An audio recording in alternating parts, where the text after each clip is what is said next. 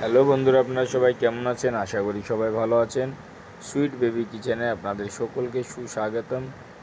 তো চলুন আজকে আপনাদেরকে নতুন একটা রেসিপি করে দেখাতে চলেছি। সেটা হচ্ছে ডিম কারি, আফগানিস্তানের নতুন স্টাইলের ডিম কারি। তো চলুন, সব পেঁয়াজ কুচি, আদা কুচি, রসুন কুচিটাকে সুন্দর করে তেলে হালকা করে লাল করে ভেজে নেব, এটাকে পেস্ট করার জন্য, যাতে আপনার গ্রেভিটা গাঢ় হয় আর খেতেও খুব সুস্বাদু।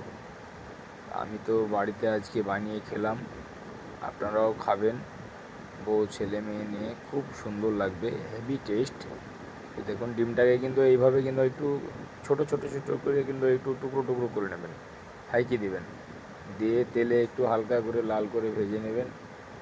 দেখুন আমি যেভাবে করছি সেভাবে করবেন। আপনি এটা ভাত দিয়ে কিংবা পরোটা দিয়ে কিংবা আপনি রুটি দিয়ে যে কোনো জিনিসের সঙ্গে আপনি খেতে পারবেন, যেটা দিয়েই খাবেন খুবই সুন্দর লাগবে, অসাধারণ। তো চলুন, বলতে বলতেই ডিমটা মোটামুটি রেডি হয়ে গেছে। এটা ফোড়নে দেওয়ার জন্য আমি 4টে গরম মশলা, দারচিনি, লবঙ্গ, 4টে গোলমরিচ নিয়ে নিয়েছি, দেখতে পাচ্ছেন। এটা আপনারা চাইলে বেটেও দিতে পারেন। আর এখানে বাটার জন্য 5 ফোড়ন আর ওই যে পেঁয়াজ কুচি, আদা কুচি, রসুন কুচিটাকে যেটা রেখে রেখেছিলাম পেস্ট করে নিলাম। ফোড়নে 2টো লাল লঙ্কা দিয়ে দিলাম, আর যেটা আপনাদেরকে দেখালাম সেই মশলাটা দিয়ে দিলাম।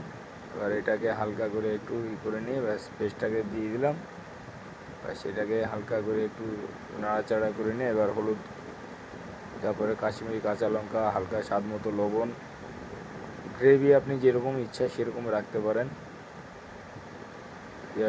এবার সুন্দর করে একটু তেলটা ছেড়ে এলে ব্যাস হয়ে গেছে। এবার জল দিয়ে দেবো, আপনি যেরকমভাবে রাখবেন, যতটা পরিমাণ আপনার প্রয়োজন ততটা। আমি তো 4টি ডিম দিয়ে করেছি, আপনার যদি 6টা কিংবা 8টা কিংবা 10টা ডিম দিয়ে করেন তাহলে গ্রেভিটাকে একটু বাড়াতে হবে, জল বেশি পরিমাণ মতো জল দিতে হবে।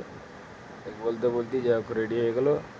আর আপনারা অবশ্যই যারা আমার ভিডিওটা দেখছেন চ্যানেলটাকে সাবস্ক্রাইব করুন, আর পরবর্তী ভিডিওর জন্য ওয়েট করুন। ভালো থাকবেন, সুস্থ থাকবেন, খোদা হাফেজ।